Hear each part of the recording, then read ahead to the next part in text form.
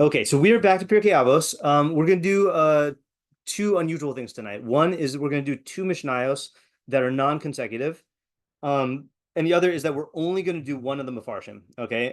So just to sketch out what to expect, the first mishnah is in chapter 4, which is what we've been learning, and it's going to say stuff. Okay. Then there's a mishnah in chapter 5 that says something that if you just read it, it sounds kind of similar. But then if you look at the Meiri, it sounds like it's saying almost the same thing. So what we're going to do is we're going to analyze the first mishnah the normal way, read, translate, ask the questions, and then maybe try to figure it out a little bit. Then we're going to go to the second mishnah, read that mishnah, ask questions, and then learn the Meiri, and then try to come up with an understanding of the Meiri of both mishnayos according to the Meiri. Okay, so that's the plan. Okay, so it is Daled Yud Aleph in this numbering. Rabbi Yochanan Hasanlar Omer. Rabbi Yochanan Hasanlar says, okay, that was his profession.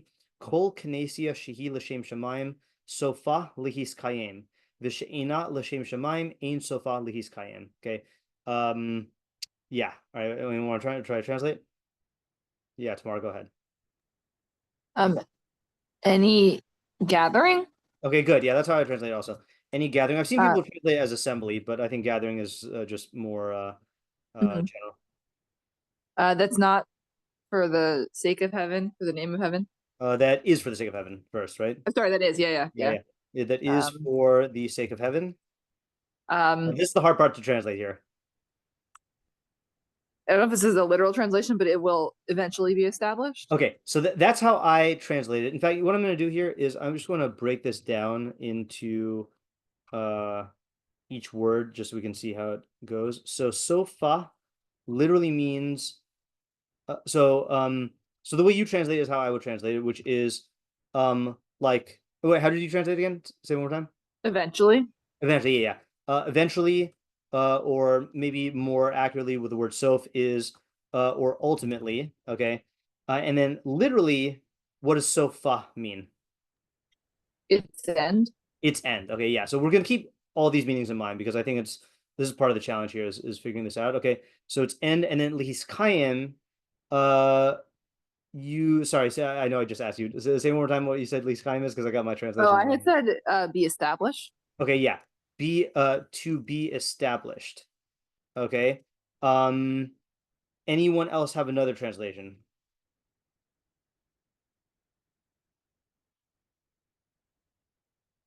I thought like persist or yeah, okay, I think that's the other continue. one. Okay, to persist. Okay. To persist. Yeah.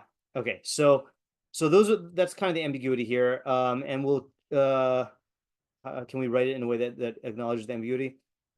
Oh yeah, let's do it like this. Okay.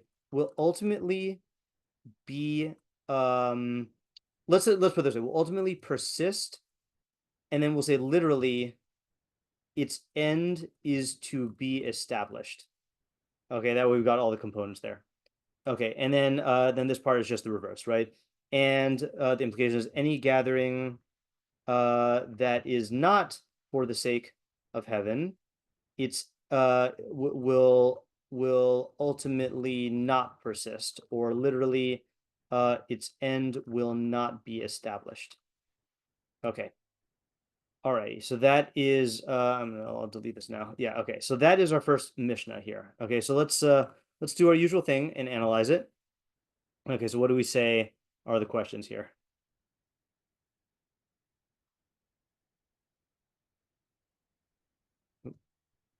Yeah, Tamar.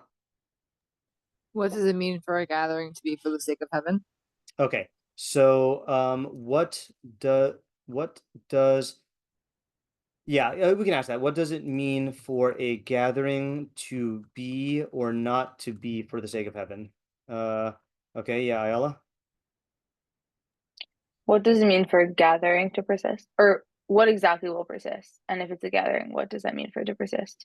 Okay, is there an option here other than the gathering is the thing that's persisting? I was wondering if you could say something about like what they're standing for is persisting. I mean, maybe that'll just be like an interpretation of the gathering. Yeah, I think Persisting. so the way I would take, I think that's a good intuition. I think the way I would take it is that if you translate it as it will persist, then that's talking about the gathering itself.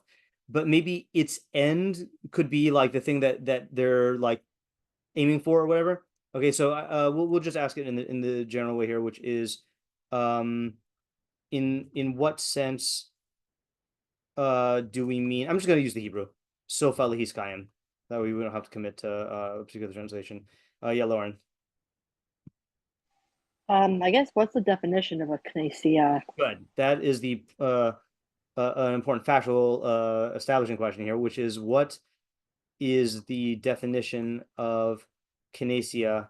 I guess let's say what is the definition and and what are the parameters of kinesia in this context?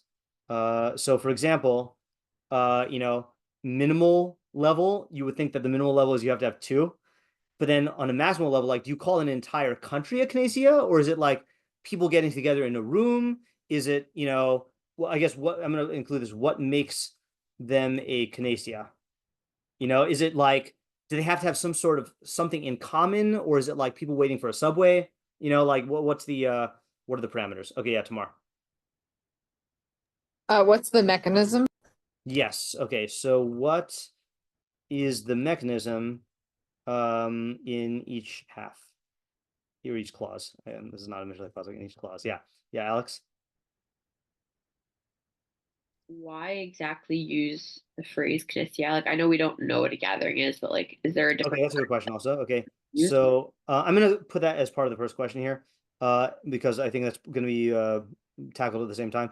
And why use the phrase knessia as opposed to a similar phrase? Okay. So I have let's a say, second question too. yeah, hold on a second. So like, Ada or Kahal, or kibbutz. I don't know if that's a rabbinic Hebrew word. Yeah, what was your other question? Who exactly is the audience to? Is it people who make like gatherings? Like, what? Okay, yeah. Okay, that's good. So who is the intended audience? People who like make gatherings, okay, meaning like, i.e., who gather others, or do you say like people who are in the gatherings, like participants? Yeah. Yeah. Or people who are merely participants in gatherings, i.e., one who is gathered. And then I guess our general question about the audience as well is, to what extent does this only apply to a chassid in training / leader, and to what extent does this apply to everyone? Yeah, Ayala. So what is good exactly about gathering persisting? Like, so what? Kind of. That's good also, yeah. So what? Why do we care that a gathering persists? Yeah. Right. Meaning it definitely seems to imply that it's good, because we assume that it's good because of the Shem Shemayim, right? But who cares? Yeah, Lauren. So this might be like elaborating like on Ayala's question, but I guess because it's so vague, it's kind of like why would you think that it would or wouldn't be l'shem Okay. shamayim? Okay, Like, right. why are we talking about this also? Oh, sorry. Did you say why would you, or you wouldn't think it is l'shem Shemayim, or why would or wouldn't you think it would persist? I meant like l'shem shamayim or persisting. I guess it could be on both, because I guess I'm just so like wondering about the gathering, that it's such a vague thing that like you were saying, all these different types of gatherings, Yeah. people gatherings. So it's like, maybe it is. Why would you think it persists? I think that right, because the subject is the gathering the Shem Shemayim, and then the predicate is that it persists, right? So what's the hava amina? What is the hava amina that the knessia l'shem Shemayim would not be sofa lihis kayim, and then ditto for the second clause, right? That you would think that it would be miskayim. Yeah. Okay. Okay, now I'm in the same conflict that I'm or not same conflict. Now I'm in the conflict that I anticipated getting into here. Is we have now 3 routes that we can take. Okay, we could either try to answer this on our own, we could read the Meiri now, or we can go to the second Mishnah and do questions on that and then tackle everything at once. You guys have any preferences? I honestly don't know which approach is going to be better. I kind of vote for second Mishnah. Okay, all right, so let's do the second Mishnah. Oh, unless anyone has any arguments. I didn't mean to just go with what Tamar said. Okay, so let's go to the second Mishnah. Skip. Don't read. Okay, all right, I'm gonna just grab this and move it upstairs. Okay, so now second Mishnah. Okay, so here we have Kol Machlokess shehi l'shem shemaim sofa lihis kayim v'she'ena l'shem shemaim ein sofa lihis kayim. Ezo hi Machlokess shehi l'shem shemaim zo Machlokess hillel v'shamai v'she'ena l'shem shemaim zo Machlokess korach v'chol adasal. Okay, so what's the translation?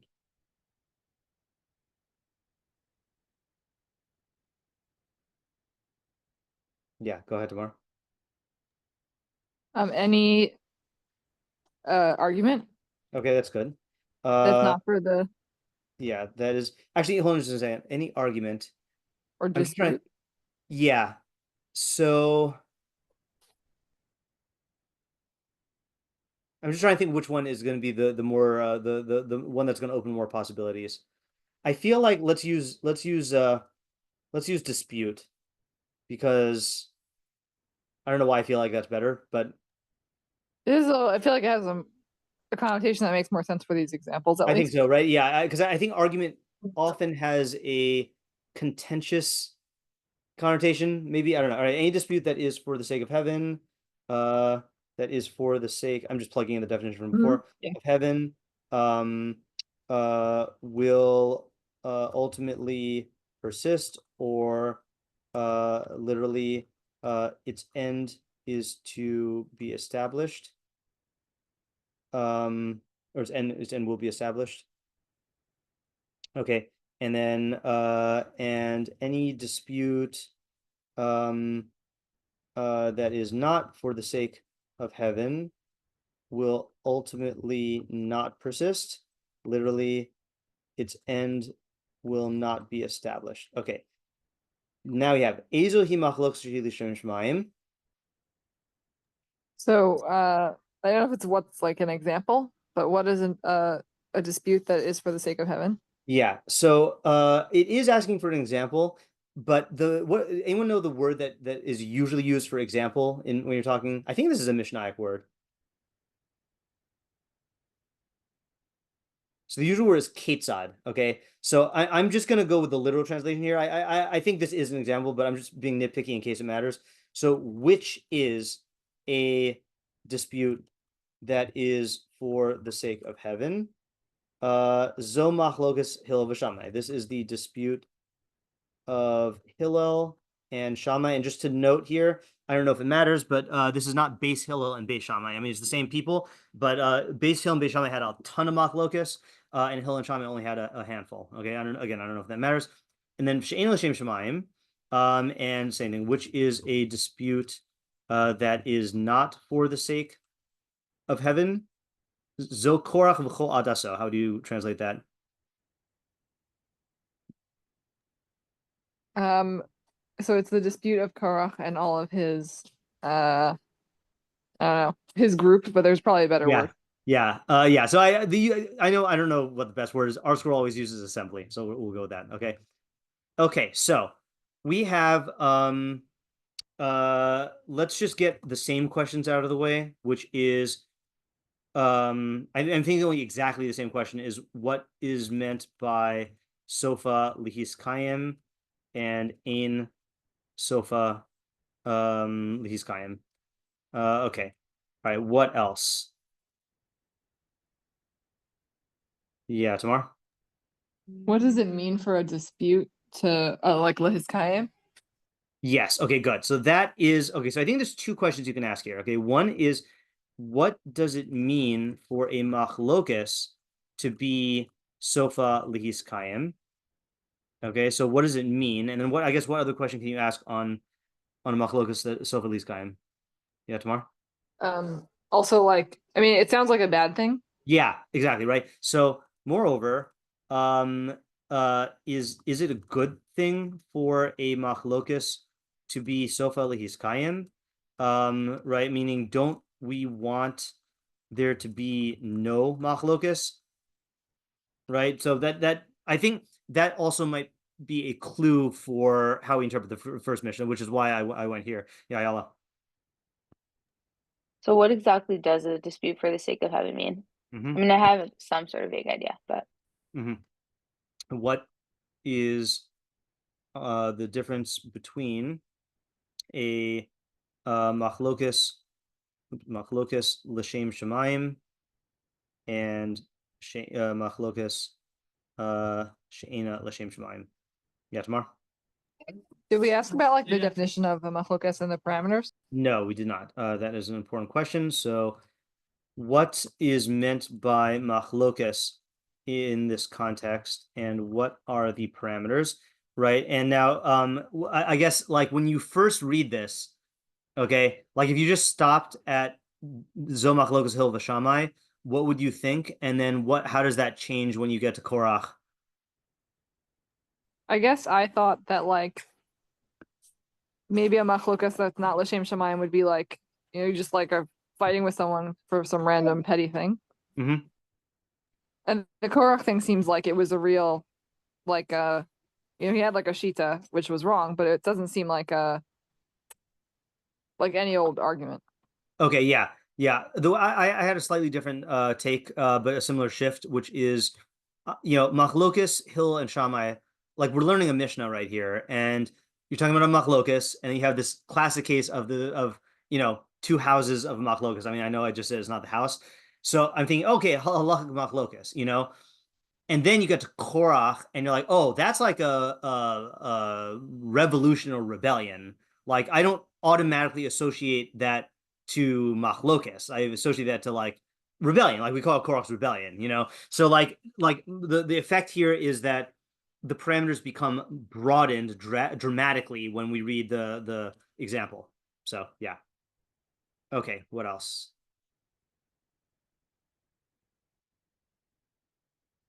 Yeah, Ella? so I guess why these two examples? Like, Okay, yeah. are they like the paradigm, or I mean, like the epitome of it, or something else? Okay, so I'm gonna actually make that a two-part question within the same question, which is why are these the examples? Okay, are they paradigmatic? I had another question on that. Hold on. We'll keep it like that. Maybe I'll add later. Yeah, Lauren. Sorry. Okay. Yeah, like maybe what's the lesson that we're meant to learn from this Mishnah? Okay, yeah. And I guess you could also ask on the last one too. Yeah. I think we forgot to ask that. So, what is the practical takeaway here, and then what is the practical takeaway here? Okay. Oops. Why did the numbers go funny? Okay. I think I have one more question, but maybe there's more than one.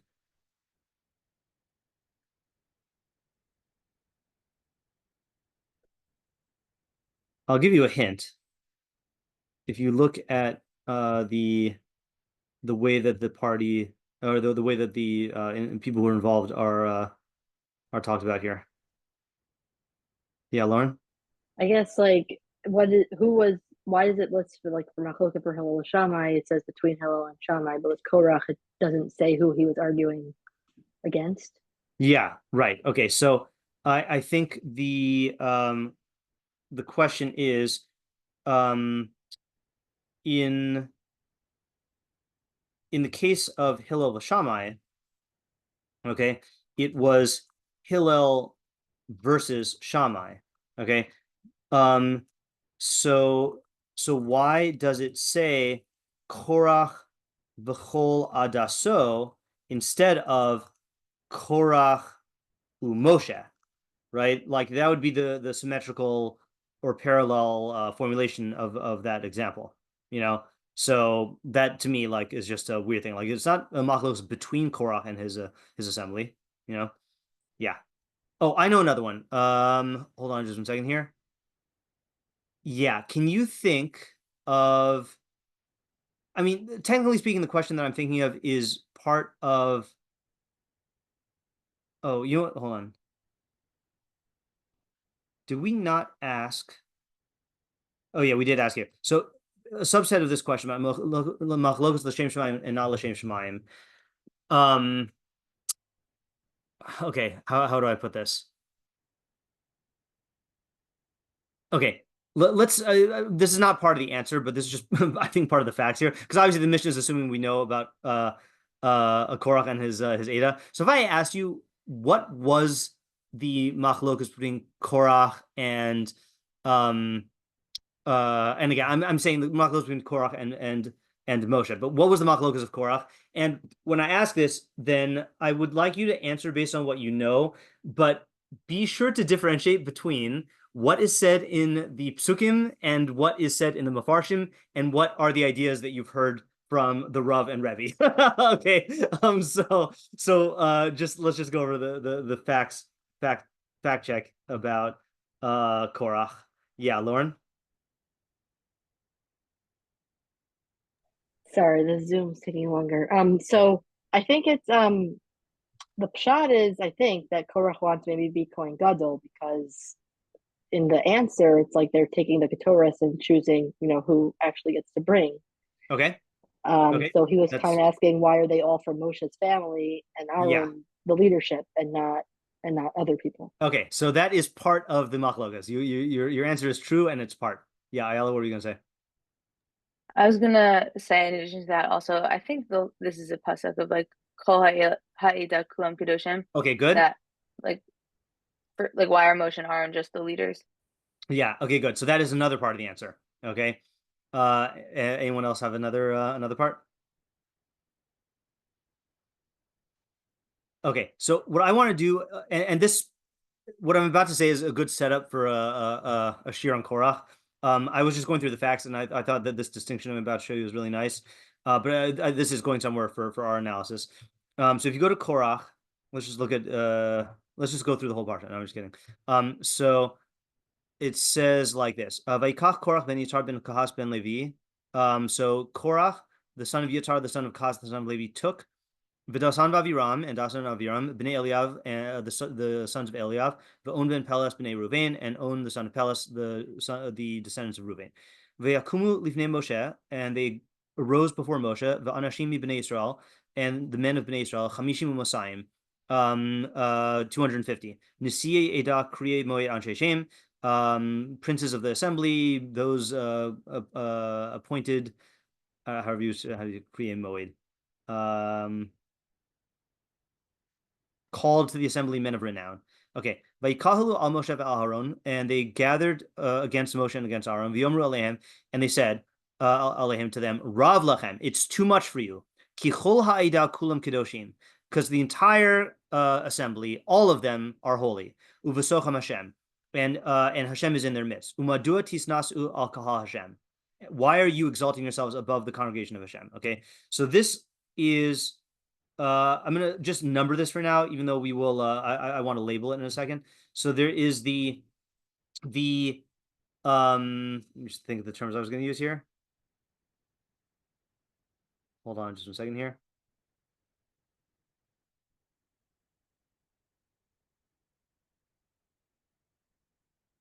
Yeah. Okay. So there is. So the entire congregation is holy. Okay, or let's go. It's too much for you. The entire congregation is holy. Why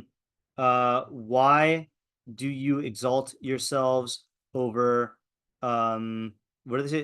Says Al Hashem, over the congregation of Hashem. Okay, so that was one statement. Okay, so actually I'm going to label them now, otherwise I'm going to get confused. So this I'm going to call the position. okay, that he's taking. Okay, so in this Machlokess, Korach is taking the position of the entire congregation is holy, and it's too much for you, and you're exalting yourself over the nation, the congregation of Hashem. Okay, so then it goes on. Vayishma Moshe v'yipal panav. Vaydaber el Korach. Okay, so Moshe heard and fell on his face. Vaydaber el Korach el kol daseh more. So okay, so then he sets up the test. Okay, and I'm just going to skip here. Okay, then Moshe says, Rav lachem b'nei Levi, it's too much for you, sons of Levi. Vayomer Moshe el Korach, Shimuna b'nei Levi, listen now, sons of Levi. Hama'at mikem ki hivdil elokei Yisrael eschem me'adas Yisrael lahakri v'eschem elav. Is it too little for you that Hashem separated, God of Israel separated you from the congregation, the assembly of Hashem, to offer before him, or to draw you close? Lavod es avodas Mishkan Hashem, to serve in the service of the Mishkan Hashem, v'lama lifnei ha'ida l'shar sam, and to stand before the assembly to serve them.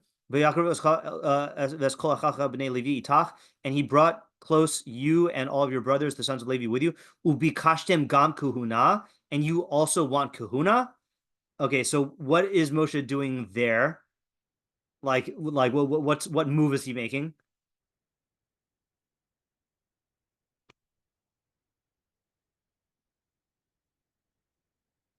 Or if you want to say it this way, where did he get this from? I think he's saying that Korach's really after the kahuna. Yeah, exactly, right? So Korach didn't say that, okay?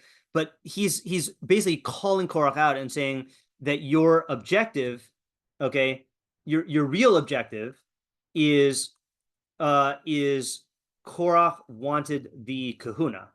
Okay, so that's the thing, is there's the position that he's advancing, and then there's the actual thing that he's trying to achieve. Okay, so if you would say like in what would be a I was gonna say, what would be a non-controversial political example? I feel like everything in politics is controversial right now, but like I feel like there are if someone comes with an example, there are cases where someone is advocating for something, but they have an objective. Oh, here's an example, right? So let's say like, get rid of the Department of Education. Okay, I don't know what's actually being said here. So the position you're taking is we want to get rid of the Department of Education. Okay, now there might be different objectives here. One objective might be that you want to save money. Another objective might be that you want to clear out a certain ideology. Another objective might be that you genuinely think that that it's bad for America. Okay, so and you want to improve the education. Okay, so there's a difference between the position and the objective, and you can have the same position and multiple objectives. So for example, Korach had a lot of people with him. I don't know if they all wanted kahuna. Maybe they all wanted just Moshe out of power. Okay, but then there's the third thing, which you mentioned, Lauren, which is the Rashi. Okay, which is okay. So the Rashi says V'dasan Vaviram Bishvil Shahaya Shevet Reuven Shori B'Chanias. Okay, that's not the part I wanted. Umar Ra Korach Lachlog al Moshe. So what did Korach see that caused him to dispute with Moshe? Niskane al Nesiuso shel Elitzaphan ben Uziel. He was jealous of the principality of Elitzaphan, the son of Uziel. Sheminahu Moshe Nasi al bnei Kahas, who Moshe appointed as the Nasi over the sons of Kahas, al pi hadibur, based on the divine word. Amar. So what did Korach say? Achi Abba Arba'a Hayu. The brothers of my father were 4. So in other words, Bnei Kahas, Amram, Yitzhar, Hebron, Uziel. Okay, so firstborn is Kahas, then Amram, then Yitzhar, then sorry. Firstborn is Amram, then Yitzhar, then Hebron, then Uziel. Okay, Amram habachor. So Amram is the Bechor, not Shnei banav gedula. Okay, so fine, his 2 sons get prominence. Okay, and you might not like that, but okay, the Bechor always gets more, maybe. Okay, so Echad Melech Echad Kohen Gadol. So one of them, Moshe, is the king, and the other one, Aaron, is the Kohen Gadol. Mi Roy Little as Hashniya. Who is proper to take the second position? Lo Ani, isn't it me? Ani ben Yitzhar, Shu Sheni Lamram. Because I'm the son of Yitzhar, who's second to Amram. V'hu mina es ben Achiv hakatan mikulam. But he appointed the son of the youngest brother, which was Elitzaphan ben Uziel. Hari cholik alav u'mevatal as devarav. I'm going to differ with him, and I'm going to negate his words. Okay, so this now is the third thing, which is the motive. Okay, which is jealousy. Okay, so I think these are three layers of Korach's dispute with Moshe. There's what stance he's advancing, which is not inherently tied to any particular motive. Okay, someone else could say, for example, in America, people say Kulam Kadoshim because of egalitarian philosophy, not because they want to become Kohanim. But then there's the objective. What was Korach actually trying to accomplish? So this is like the position is the stance he took, or he advocated. Okay, the objective is what he was actually aiming to accomplish, and then the motive is what impelled him to act in the first place. Okay, and then Rashi goes on to say actually, maybe this is a fourth thing, right? So then after this, Rashi says, Ma'asa, what did he do? Amad Bekines Masayim V'Chamishim Rosh Sandros Rov Mishevet Reuven Shchena Vehim Elitzur Ben Shliur. So he got together the 250 men, heads of the Sanhedrin. Okay, fine. And then he says, Hilbishan Talesos Shikul and Tchelas. He had them garbed in talesim that remain entirely tchelas. Ba'u v'amdu lifnei Moshe, and they came and stood before Moshe. Amru lo, and they said to him, Talis shekula tchelas chayeves b'tzitzis or patura. Is a talis that is entirely made out of tchelas, is it obligated in tzitzis or not, or is it exempt? Amru lahem chayeves. So Moshe said it's obligated.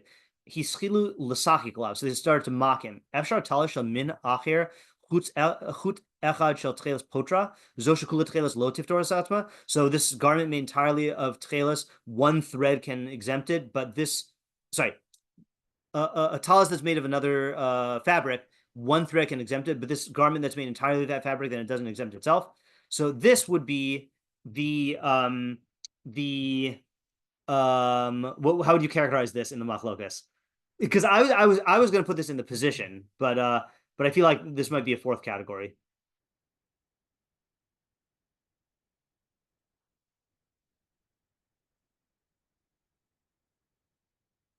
Yeah, Tamar. I'm not sure, but maybe just like a simple reading is that it's like I don't know, like some kind of rhetoric to get people to agree with them. Okay, yeah, I think that's what I was thinking also, is that the rhetoric, okay, which is the method of persuasion he used, okay, which is the talis talis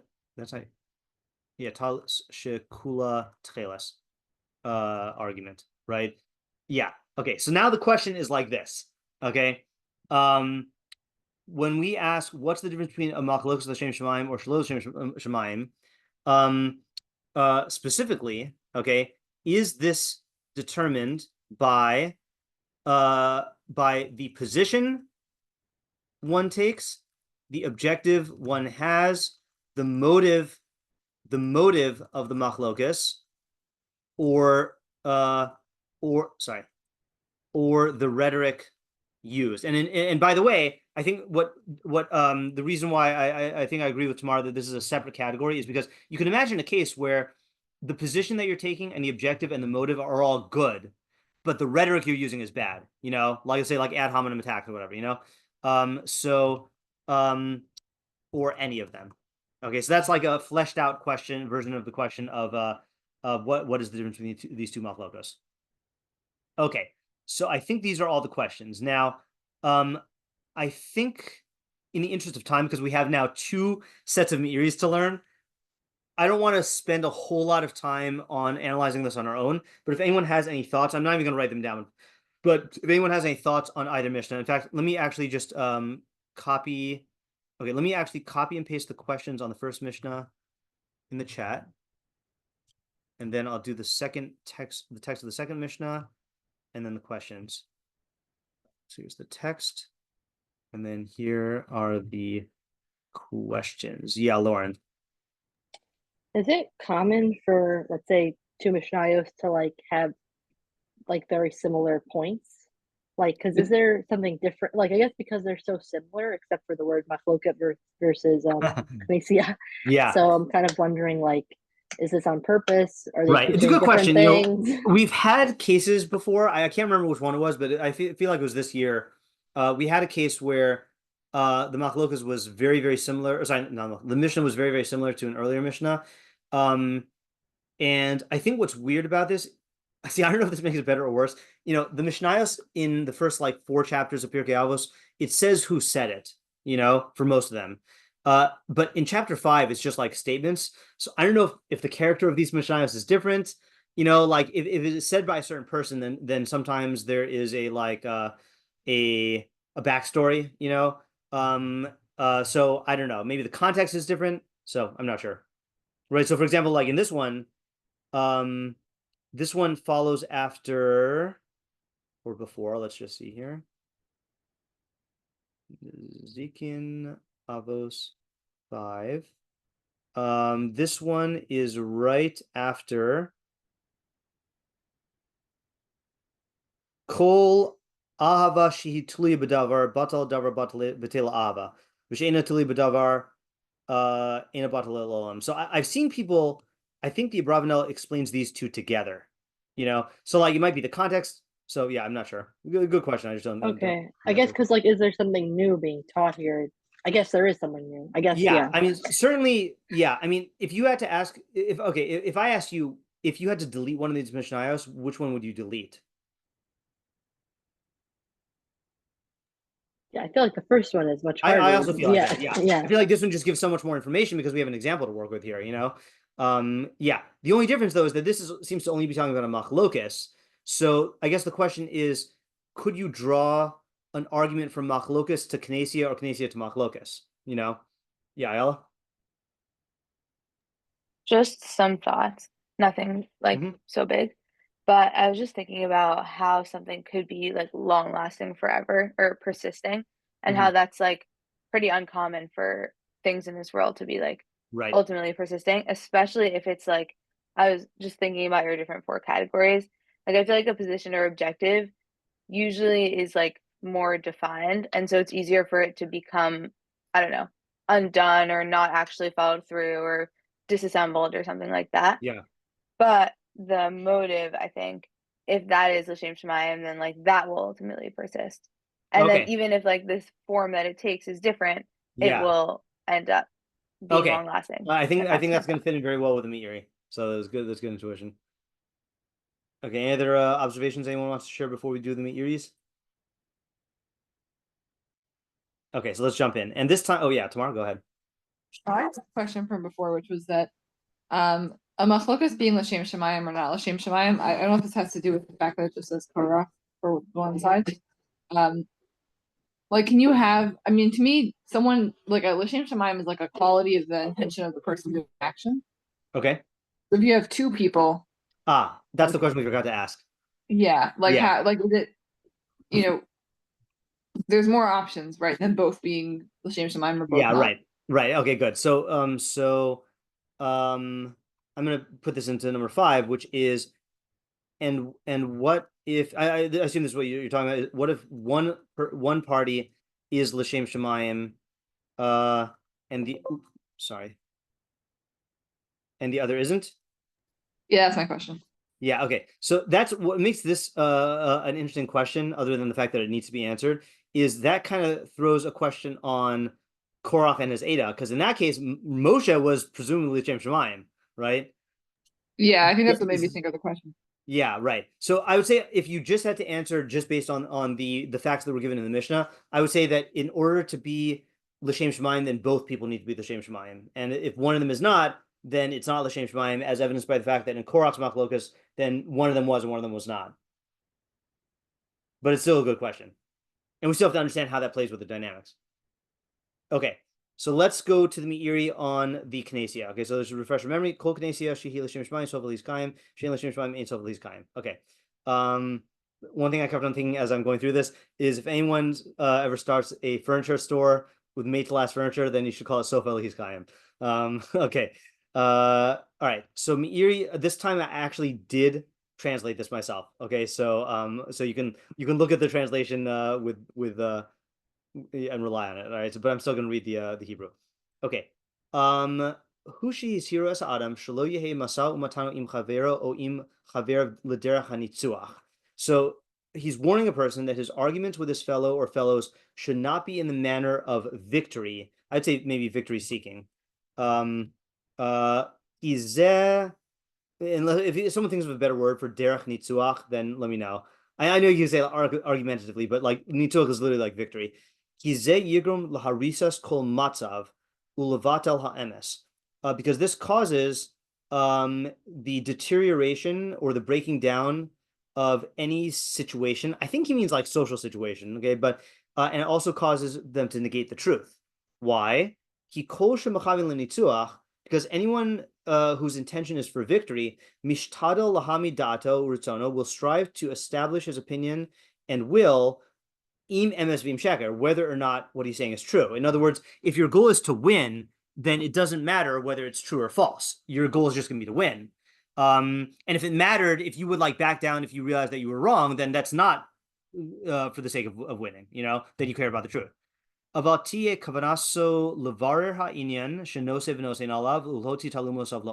Rather, his intent should be to clarify the matter under discussion and to bring its hidden depths to light. So now he's going to plug it into the Mishnah. He said about this, kabtu shnayim o rabim. Okay, this is when I first started to smirk when I read this, because when I read Knessia Shehi L'Shem Shema, you think of a Knessia, you think of like lots of people, right? But he says no, when it's two or more, and they gather to debate. Okay, so basically what he does is he takes the scope of the Mishnah in chapter 4 and shrinks it down to the case in chapter 5. Okay, which is why this is a very pressing question about like how we're going to reconcile these.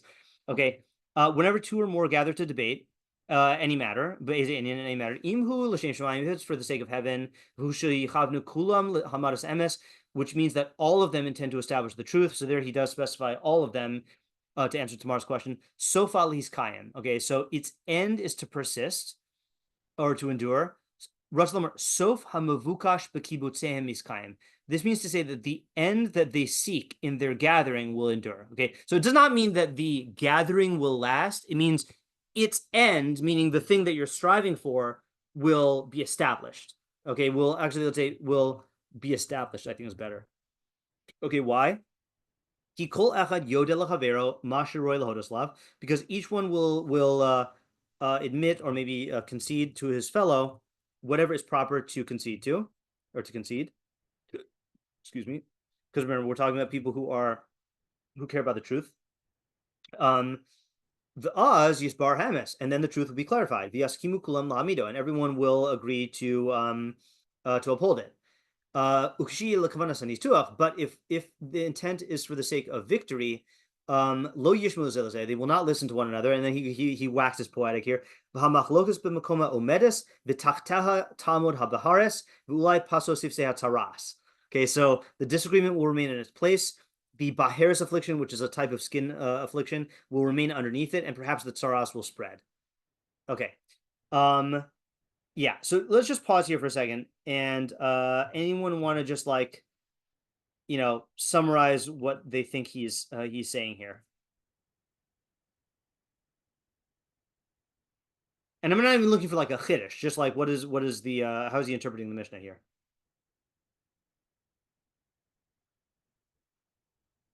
Yeah, Ayala.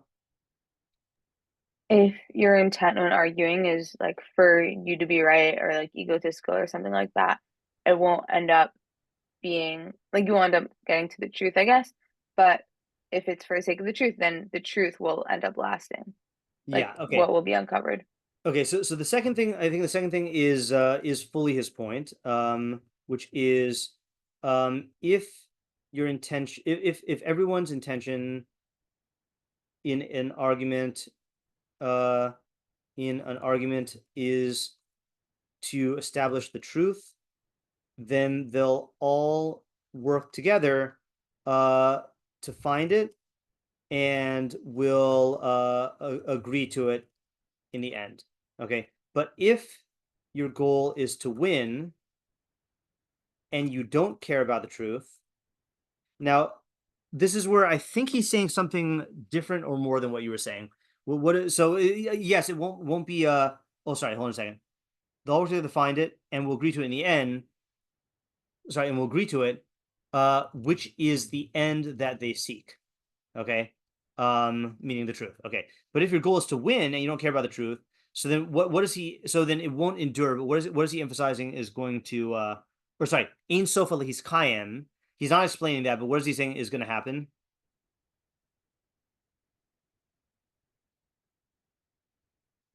It's a little counterintuitive.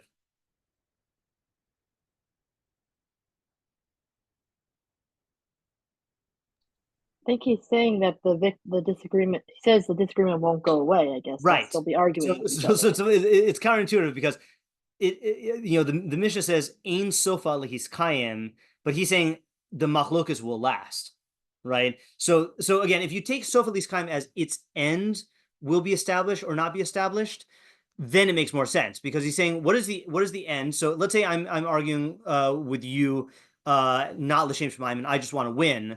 So for my end to last would be that I would ultimately win, and then that's it, and I win forever. But if my goal is to win, and your goal is to win, and I happen to prevail, you still want to win, and so the Machlokess is going to fester under the surface.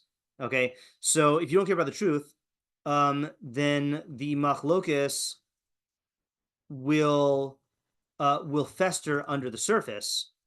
Okay, because nobody yielded, all right, and it might erupt again one day. Okay, so that's how he takes the Mishnah again. Not an intuitive reading of Sofa Lehis Kayem, but if you think Sofa Lehis Kayem means the end that you seek will be established or not be established, well, the end I seek is victory, and if the end you seek is victory, you don't yield, so then it can come up again. Okay, any questions on this so far? Okay, it's going to get more complicated in a second, okay, when we see the other Meiri. Now, I'm going to preface this. There are two more paragraphs in his commentary here. I'm going to preface this by saying that this next paragraph, I find perplexing. When I first read it, I thought he was quoting Chazal because it's a different interpretation.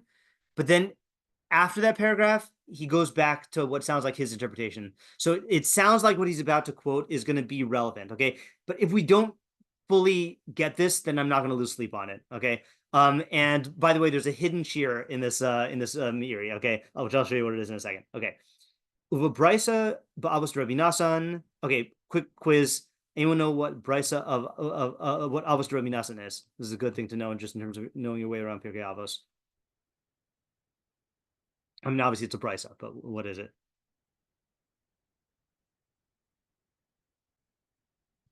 Okay, so in Talmud Bavli, many mishnayos have a Gemara. Okay, not all mishnayos, but many mishnayos have a Gemara. And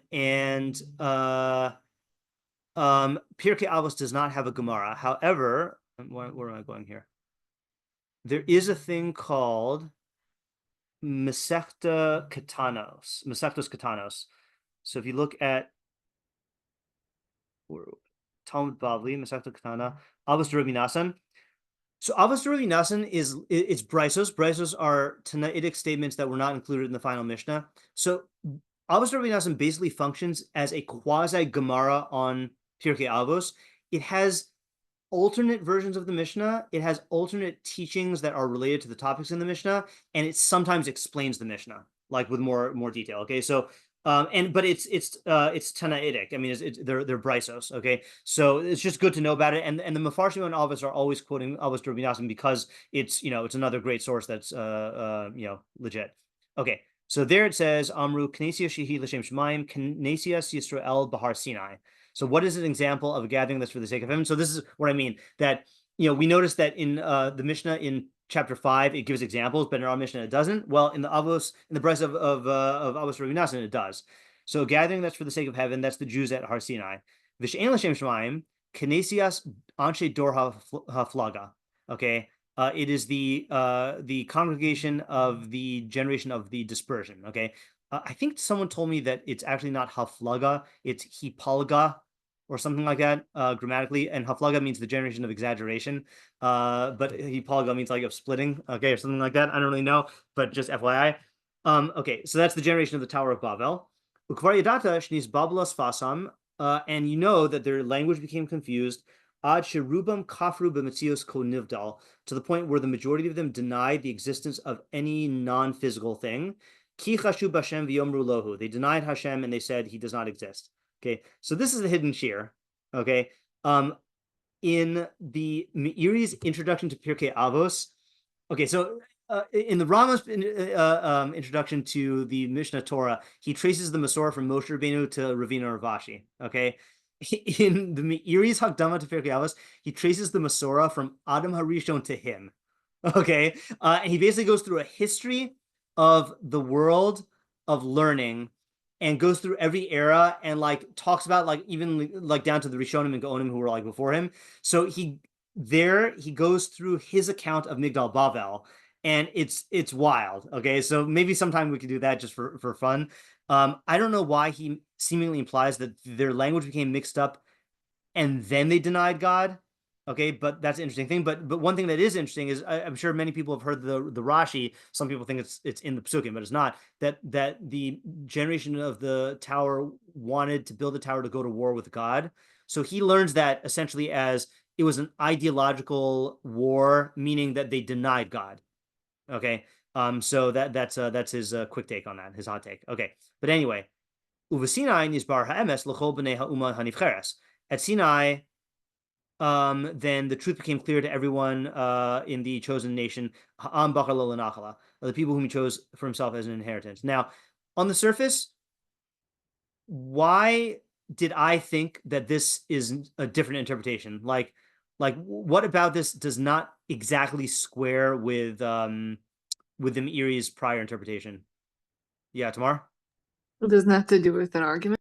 Yeah, it doesn't have to do with an argument, right? Now, it's funny, is if he started here, it would be fine because that's what this is a kinesia, right? But since he forced this idea of kinesia means argument, the Jews at Har Sinai were not arguing, so it just doesn't fit squarely in. Even though I do think that there's a way to understand it where it fits, which we'll do when we get through all of it. Okay, but we'll just note that is a problem here. Now he concludes by saying, "V'chein yadata omram zal." You also know the Gemara in Kedushin. Afilu av ubno harav tamido shenosim v'nosim zeim ze b'halacha nasu oivim. So you know that the statement in Kedushin 30b, even a father and son or a teacher and student who are arguing with each other in halacha, they become enemies. Okay, and then he clarifies because it does mean to become enemies. The definition of love is the convergence of will, like when your wills are aligned. Whereas the divergence of minds is true discord or enmity. And then they say lo zazu misham ashinasu ohovim. They don't budge from that spot until they become friends. Meaning that they only intend to know the truth. And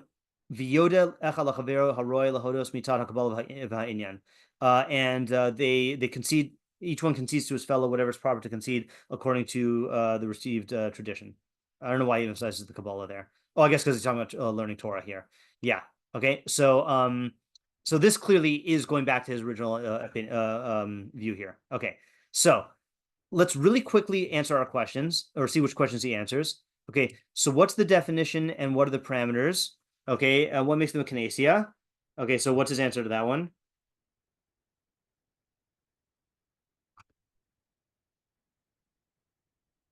So it's a group of two or more people who are arguing with each other. Okay, so that's his working definition. Again, Sinai doesn't quite fit there, but and neither does Migdal Bavel. What does it mean for gathering to be or not be for the sake of heaven? So l'shem shemayim is both are trying to arrive at the truth, and then she'ena l'shem shemayim. Oh, I spelled that wrong. Shemayim. She'en l'shem shemayim is one or both are vying for victory, regardless of of truth and falsehood. Okay, so what is Sophie Lis Kayim is the end that is sought will be established. Okay, so for l'shem shemayim, that end is the truth, and then for eina l'shem shemayim, the end, that end is ultimate victory. Is ultimate victory. Okay. And so why do we care that a gathering persists? So it's not that the gathering persists. It's that each party gets what they want, which by definition is something that we should care about, right? Like you want what you want. That's by definition. Okay. All right, I'm gonna skip the Havamina for a second. What's the mechanism in each clause? So how would you say what's the mechanism in the Shem Shemayim? I mean, he talked about it, but what is the mechanism there? Seems like they have the same end goal. Yeah, right. They are working towards the same end goal. Okay, right. And in the Shem Shemayim, what makes that not Sofa Liskayim? They're mutually exclusive, their goals. Right. They're mutually exclusive, i.e., they can't both win. So the Machlokess will remain even if it goes dormant. Okay. And then who is okay? Let's leave the practical takeaways for the end. Okay. So now any questions on this Meiri here? Because this Meiri on its own is fine. Okay, but then we're gonna see like it's gonna get thrown out of whack when we see the other Meiri. So any questions? Yeah, Tamar? It's not exactly like a specific question, but I find this reading of Sophocles kind of strange because, like, if that's what you meant, would you really say it this way? Good question. We'd have to do a search and see if how it's used, you know, which I'm gonna do really quickly. But yeah, Lauren, what's your question? I guess it's more about like the two sides, because the first side is like two people arguing to get to the truth, and I guess the second one seems saying like two people are arguing because one of them wants to win. Yeah, it seems like two different kinds of things. Like if you're both trying to get to the truth, and maybe I just explained it. Maybe I just saying it out loud helps explain it. But like this one seems like an argument, the other one seems like learning together. Right. Yeah, and I think that is the fundamental difference between the Shem Shemaim and not the Shem Shemaim. Yeah. Okay, it does not look like it's used a whole lot, but maybe it's Sofli Skayim, or maybe yeah. So tomorrow, I don't know the answer to your question. I mean, I think the thing that does make sense is like, I'm trying to think of the parallel phrase in English. Give me 1 second.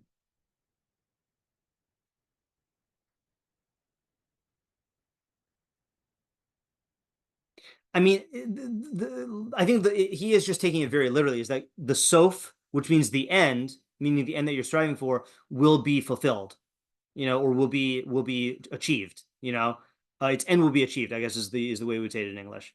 So works out to me. I don't know if that's, you know, a normal way to say it or not. Yeah, I don't think I know the language well enough. Yeah, I mean either.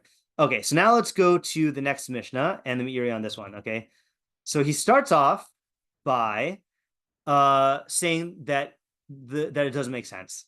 Okay, so he says, Rabbi Yochanan Hassan says, any gathering that's for the sake of. Oh, we just read that. Hold on. Here, there we go. Kol machlokes shehi l'shem shemaim sof liskayim yesh litmua. One should be astonished. Eich roy lomar al machlokes sheyiskayim. How is it appropriate to say that a dispute will endure? V'hari al kopanim lo yiskayim ella achas min hadeos shechalku alehan. At the end, then only one of the two opposing views will prevail. Umilas machlokes kolelas hashnei tzadim, and the word machlokes includes both sides. Ve'ein roy lomar d'ha machlokes yiskayim. Okay, so what's his? And it's not proper to say that the dispute will endure. So what's his point here? It's problematic to say that a machlokes will endure because what?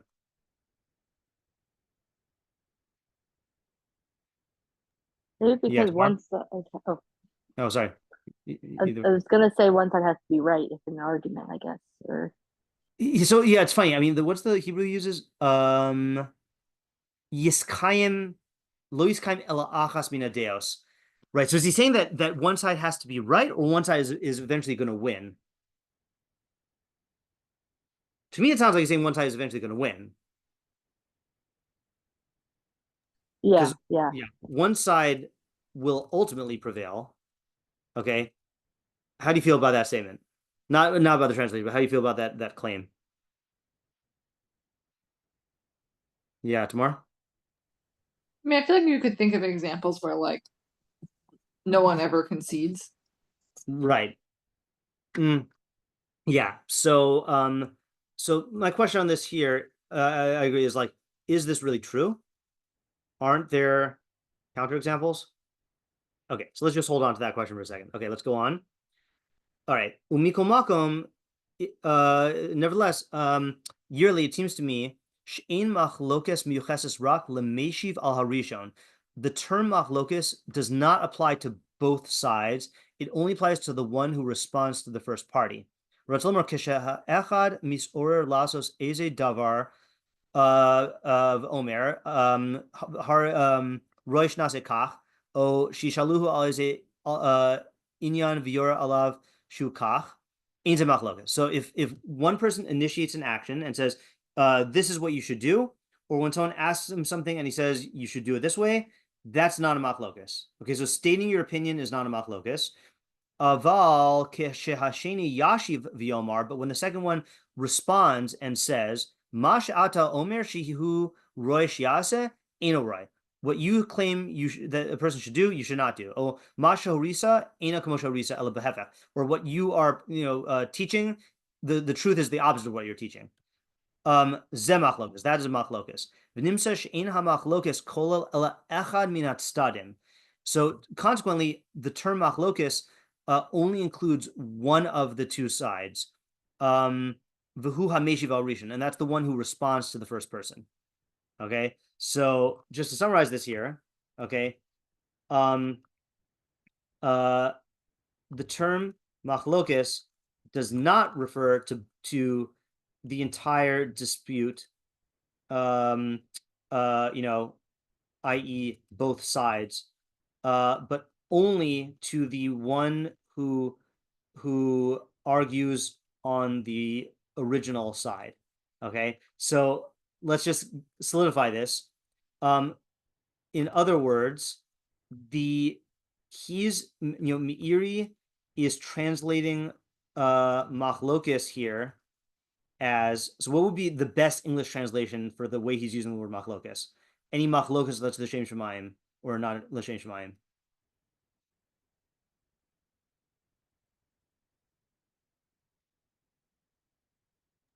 Maybe counterpoint. Counterpoint is good. The only reason I hesitate for that is because counterpoint is like in intellectual terms, whereas I don't think like Korach, I wouldn't use that term there. So I would say opposition. Oh, sorry, what were you say, Tamar? It wasn't really quite right. I said retort, but that has all sorts of connotations. Yeah, right. So I think opposition. Okay, so any opposition, let's the shem shemayim. So now, I think this actually, okay, well, we'll let him talk it through. Okay, fine. Okay, so then he says like this. V'amar. So he says, now he goes back to his old categories. If the second person responds and opposes, not out of contentiousness or desire for victory, actually, you know what? Contrariness, right? Because I think it's the same actual shoresh, like, contrariness, or desire for victory. Ella lahodas emes, but in order to make known the truth, sofo shiyiskaimu devarav. Ultimately, his words will endure. Ki ha'emes yase darko, because the truth will have its way, which I really like that statement. Okay, aval, but kishe'ena l'shem shemayim, when it's not l'shem shemayim, ela demeshi v'cholek derech kintur v'nitzuach, but he is responding and opposing by way of contrariness and victory seeking. Ein sof alis kayim, then his it will not endure. Okay, ella shiyiskaimu divrei harishon, but rather the words of the first person will endure. Okay, well, this is not a good translation. Then, I guess this is in brackets. Then his words will not endure, but rather the words of the first party will endure. V'kol shekain machlokess sheb'dvarim achreim, and all the more so with opposition in other matters. Don't know what he's referring to there. V'hakavana, and the intent, she is or ha'adam, meaning the intent of the Mishnah, she is or ha'adam lihishtadel v'hamadas ha'emes, that a person should strive to uphold the truth. V'lach, or actually uphold or establish, maybe would be better. Establish the truth. V'lachlok al kol haba, and to oppose anyone who seeks to negate it. Lo yagor mipnei ish, he should not be intimidated by any man. Vafilu al kol makanter yelach l'darko v'yasek ratzon, and he should persist in his course in the face of antagonists acting according to his conviction. Okay, so summary is easy. Okay, but then there's a problem. But let's summarize first. So the summary is that if a person opposes someone else not for the sake of victory, but for the sake of truth, then his words will endure, okay, because truth will have its way.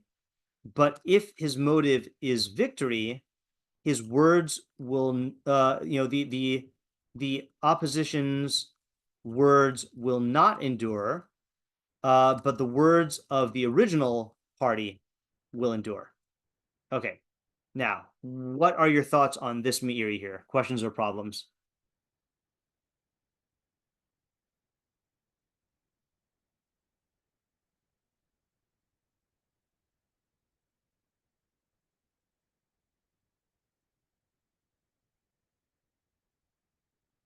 Yeah, Ayala? So according to like the first way where he says, if it's for the sake of truth, then his words will endure, he could be doing something, I would think, for the sake of truth, which actually isn't fully true and then won't end up enduring. Like it sounds like he's saying literally that his words or his argument will endure. Right. So I think I think this is the same question. I would ask that question on the strongest form of the question, I think, is on no, actually maybe it's a different question. Maybe right. Okay, so what about a case where your intention is for the sake of truth, but you're wrong, right? That's what you're saying? But you're wrong. How can he say your words will endure? Yeah, Tamar? I don't know if we just didn't explicitly ask this, or maybe we did. It's like basic question of, didn't he just explain Machlokess enduring in the other? Yeah, okay. That's the major problem, right? So how can we reconcile? Okay, so in other words, what's the big? What is the? How does this compare with the other one? Like what's problematic about this now that we've seen his commentary on both? Like, where can they not be reconciled? Seemingly.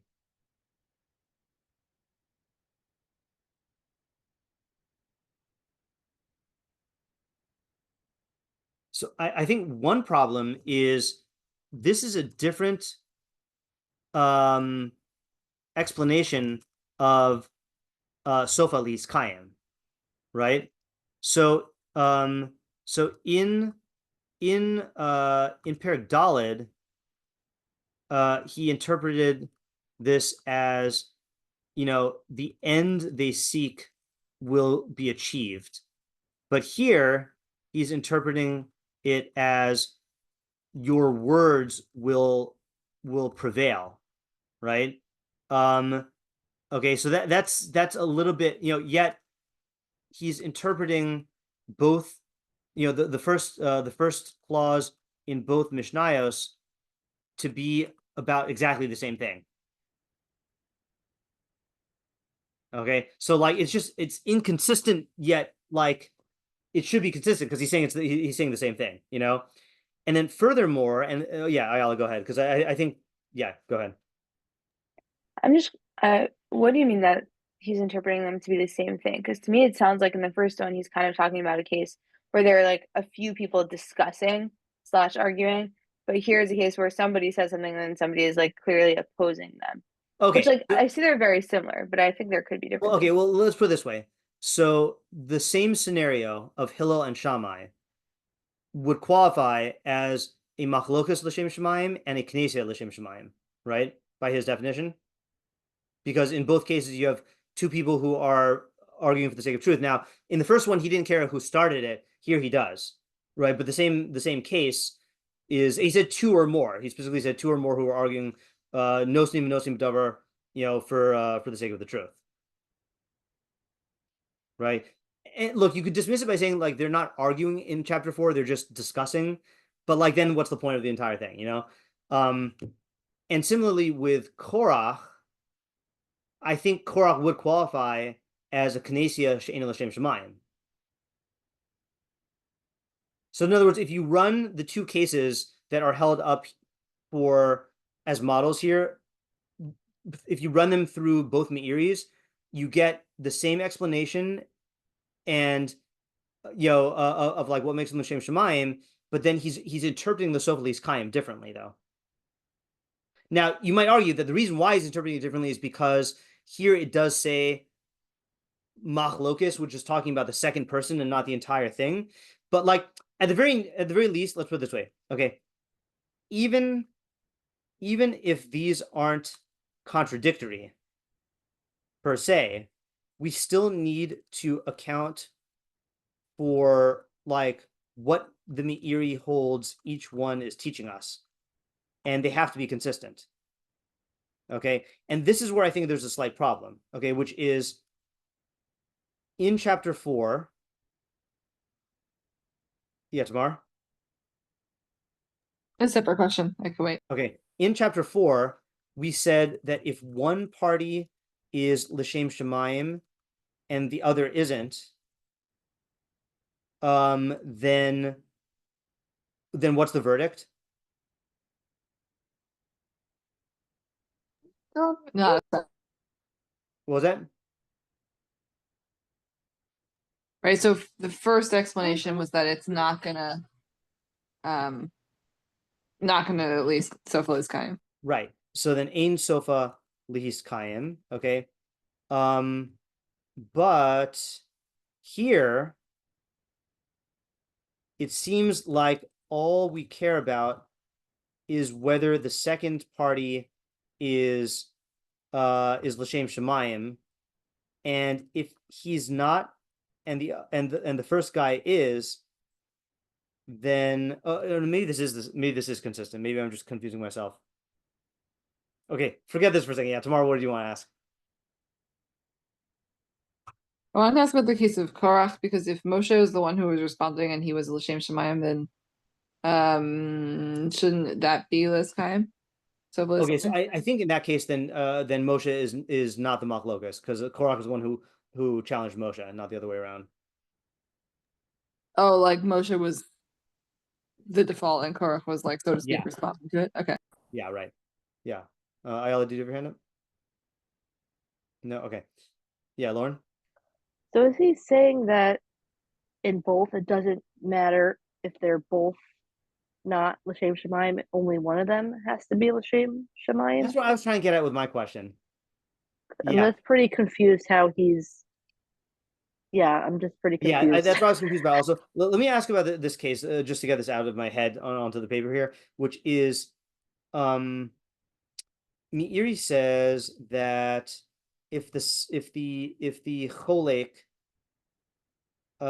if the opposer, is that how we said it? The opposition is not l'shem shemayim, then his words will not prevail, but the first guy's will. Okay, so my question is, says who, right? Like, what if the first guy cares about the truth and the second guy is just in it for the victory, but the second guy happens to be right? Okay, so like who's to say that the first guy will win, right? It just seems like a factually problematic statement, like we know of plenty of cases where people like make make false claims, or it's not make false claims. I mean, you can argue against someone who is sincerely looking for the truth, and expose expose the fallacies in their argument, even if you just want to win. Like, so it's just like it seems like a false statement that the words of the first person will endure. Yeah, Lauren.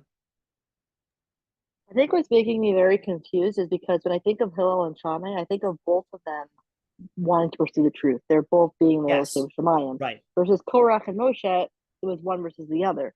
So in the first, I can't think of a scenario that would be L'Shem Shemayim where you have one that's not L'Shem Shemayim and the other one that is, and yet the end is L'Shem Shemayim. But he's saying that is possible. Well, okay, so let's go through the cases again. So Hillel and Shammai, both of them are L'Shem Shemayim. Korach and Moshe is L'Shem Shemayim, but the second Mishnah doesn't care about the motives of the first guy, seemingly. But so Korach was not L'Shem Shemayim. So are you asking about a case where the first guy is not L'Shem Shemayim and the second guy is? Yeah, I guess like because you said that before, like I forgot where you wrote down his definition of Machlokess here. In the second he said Mishnah. it explicitly. Yeah. It's like he started by saying Machlokess is both sides, and then it's problematic, and then he ended up saying no, it's only one. The second one. Okay, the second one. Okay, so I guess it's so in this second one he really is just focusing on the latter person. He's not even talking about the first one. Exactly. Yeah. But which in the again first is problematic Mishnah, because you would think it takes two to tango, like right. Yeah. Right. Okay. Right. Yeah. Okay. I think there's one more question, Ayala. Just to, discuss the question that Lauren and whatever we're just talking about. Yeah. It's interesting that in this Mishnah, it's not like we pointed out that it says Korach Vada, so it doesn't say Moshe. Right. But I wonder if there's a Machlokess where one person is L'Shem Shemayim and one person is not, or maybe according to the first Mishnah, right? Then the person, according to Meiri's interpretation, the person who is L'Shem Shemayim, he will end up getting his way. Right. Yeah. But okay, the other guy won't. Yeah. Okay. Good. That I think it's a good deal. Yeah. Meaning that so the way that he explains Sofalis Kaim in the first Mishnah of the end he's seeking will be established, then that's going to be true in any case where that's going to be true always for the person who is looking for truth. Okay. And I don't know if this is what you were overtly trying to answer, but let's say I am seeking truth, but I'm wrong. And then someone comes up to me and challenges me out of victory reasons. Okay. And exposes my error. So you would still say Sofa Liskaim in the sense that the thing that I want came true, which is I got closer to the truth. Is that what you're saying? That person's always going to get, okay, good. Yeah. Okay. So I thought there was one more question. Let's just look at this a little bit more.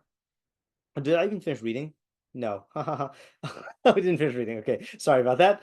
The Mishnah further elaborates by asking, what is an example of a Machlokess that's for the sake of heaven? Zo shel Hillel v'Shammai shahai echad more hora v'hasheni cholek alav, because one of them issued halachic rulings and the other one would disagree with him. Lahodas emes, in order to make known the truth. V'lo lekanter v'lo lenitzuach, not for to be contrary and not to win. V'lachein niskaimu divrei hacholek kishahaya mesito. Therefore, the words of the opponent were established when the truth was with him. Ve'ezo hi machlokes shelo l'shem shemaim. So what is an opposition that is not for the sake of heaven? Zo shel Korach v'adaso sheba lekanter al Moshe Rabbeinu al Shalom v'al hanhagaso miderech kina v'kintra v'nituach. They came to challenge the authority of Moshe regarding his governance, and they did it out of jealousy and contrariness, contentiousness, and argument, victory. V'lonis kaim atsaso v'sholeach biad pisho. Okay, I forgot to. This is an important thing. And his counsel was thwarted, and he was sent into the hand of his crime. Which, what do you think that's a euphemism for?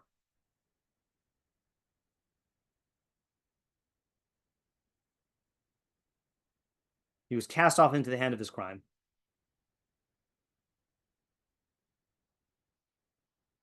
Well, what happened to Korach? He was swallowed up.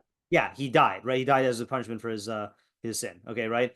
Yeah. Okay. So so the summary here is Hillel and Shammai were a Machlokess l'shem Shemayim because whoever was the opposition was striving for the truth. Okay. And the other one would admit to it. So in the end, the words, so he says, the words of the opponent were established when the truth was with him. Okay, now I already kind of answered the question I'm about to ask, which is, I'm just going to move this up here, which is, what about when the truth was not with him? Okay, because again, that would sound like if you just read, if you plug in his formula here, Machlokess, meaning an opposer that's l'shem shemayim, then his words will be fulfilled. But what if I am seeking the truth and I'm wrong? Then my words aren't fulfilled. So it sounds like he's saying that the words of the opponent will be established only when the truth is with him. Okay. What if the truth is not with him? Shouldn't his words be established then? Okay, and then here's the real problematic part. Summary is Korach and his assembly were opposing Moshe out of jealousy, contentiousness, and a desire for victory. All of which are shalol l'shem shemayim. Okay. And their words were not established, okay, in that he got killed for his sin. Okay. Yeah. Now you could just say that he's just telling us what happened to Korach here, but like, yeah, hold on a second here. Okay, I can't. It's gonna bother me here. Copy and paste. All right. Yeah. Okay. So this is not a knockout question, but my question here is like, why is he talking about Korach being punished? Like, wouldn't it be enough to say that his words weren't established and Moshe won? I think like when I read it, it just felt like not a non sequitur, but like why are you highlighting that? Okay, so let me do this. Okay, let me paste the questions we had on the Meiri into the chat. Is that even going to help? Hold on. Might not help. Because... Oh, yeah. Okay, yeah. So if we go like this. Okay, so here's one question. Here are other questions. And then here's another question. Okay, I should actually have just gathered them all up in one spot over here. Yeah, okay. So our questions are, hold on, I'm going to do that. Let me just fill. Is it really true that one side will prevail in every Machlokess? Aren't there counterexamples? Okay, so that's number one. You can start thinking of answers, by the way. You don't have to wait for me to finish doing this. Oops.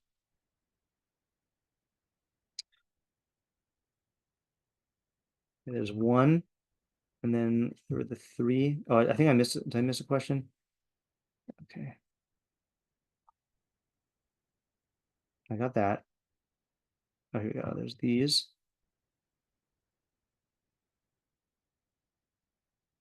Okay, and then there's the last one. Okay, there we go. Okay.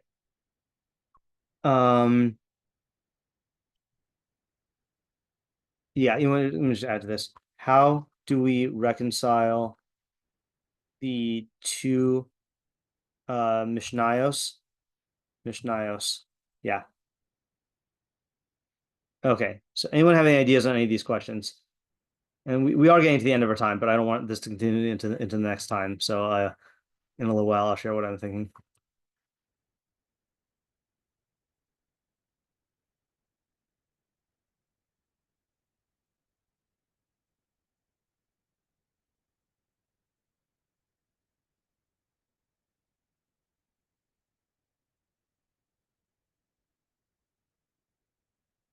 Yeah, Ayala.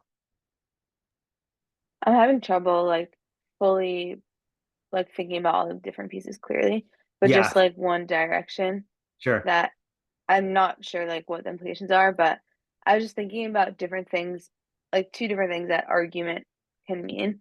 Like I feel like an argument can be like a claim, or Yeah. an argument could be like kind of what's happening between two different people, sort of. Yeah.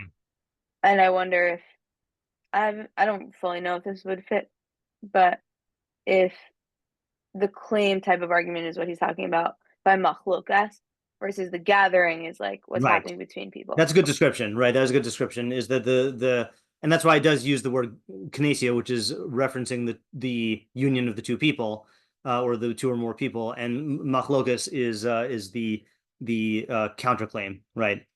Yeah.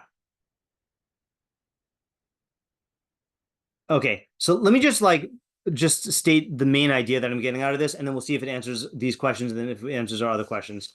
So and I think like I already started to touch upon this. So one of the nice things about truth, okay, is it's real. All right, is that so for an idea or statement to be true, it means that it corresponds with reality, right? So let's use our go-to example of the Earth is round. So if you and I are debating about whether if I'm debating with a flat earther about whether the Earth is round, okay, so I have the advantage. If I'm saying that the Earth is round, I have the advantage because my words actually line up with the truth. And it's not just the advantage, but in other words, the statement that I'm making or the belief that I have has support in external reality. That's what makes it true. Whereas what you're saying is exists only because you say it. It doesn't exist like this. The Earth being flat, it has no basis in reality. The only thing that keeps it in existence is it exists in the minds of the people who believe it. The roundness of the Earth exists in the actual objective reality. Okay, so I think that's what he means when he says that the truth will have its way. Okay, which is like the truth. Where did he say it? Have its way. Yeah. So truth will have its way is not when he says if the second person responds and opposes not out of contentiousness, contrariness, or desire for victory, but in order to make known the truth, ultimately his words will endure because the truth will have its way. When you first read that, it sounds like a fairy tale type thing, like, oh, the truth always wins. Well, you can go through periods of, let's say, like the Dark Ages or whatever, where truth is not winning, or America now, where the truth is not automatically winning. I think what he means when he says the truth will have its way is that because the truth is rooted in objective reality, then it ultimately will reality does prevail, meaning that falsehood, again, falsehoods and false beliefs only exist as long as the people who perpetuate them are perpetuating them, and they don't have any legs to stand on. Okay, so ultimately the truth will have its way. All right, so that's like the basis of what he's talking about. But then when he says that sofa lihiskayim, I think his explanation he gave earlier is correct, which is that their sof, meaning the thing that they're striving for, will be achieved, which is the truth. And in the case of the cholek, in chapter 5, when he says, where did he say it?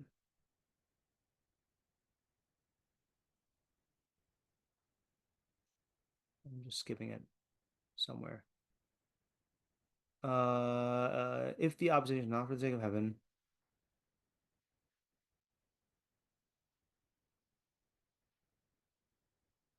Am I imagining the phrase? Hold on. Where's the points? Oh, there we go. Yeah. The words of the opponent were established when the truth was with him. So in this case, basically what happened was, Shammai and Hillel had lots of discussions, and some of them started with Shammai, and Hillel challenged them, and in some of them Shammai was right, and in some of them Hillel was right, and then in other cases Hillel was the original one and Shammai challenged him, and sometimes Shammai was right and sometimes Hillel was right. So like, how does that play out?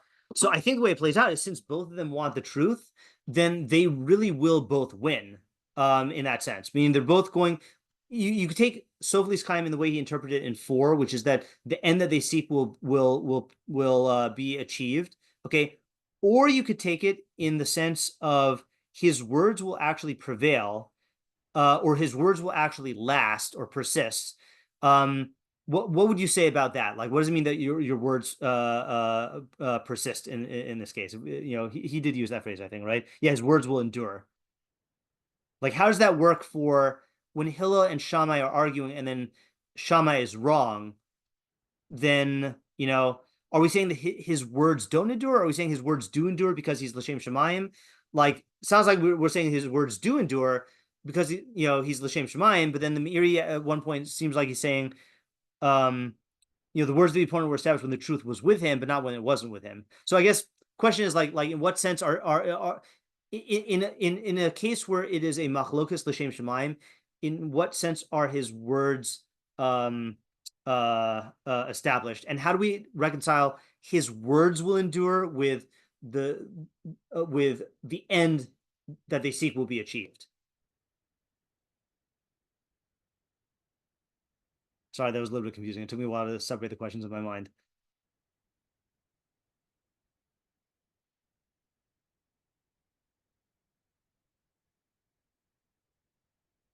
So I'll give you a hint, I think, which is, and I actually meant to look this up ahead of time, but I can't find it, or I don't have time to look at it right now because I don't know where it is. I think in the Pirkei Mishnayos, in the Hakdama to the Pirkei Mishnayos, the Rambam explains why we write down the opinion that we don't paskin like. I don't even know why. Like, why do we preserve that? Why don't we just write the thing that we paskin like in the Mishnah and the Gemara?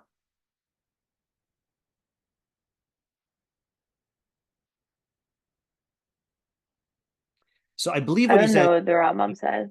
Yeah, go ahead. I was going to say it helps clarify what the true answer is. Right. Like the boundaries of that. So I think there is I don't know if these are two purposes or one. Part of it is that by studying the Machlokess and seeing the other position, it helps bolster what the truth is.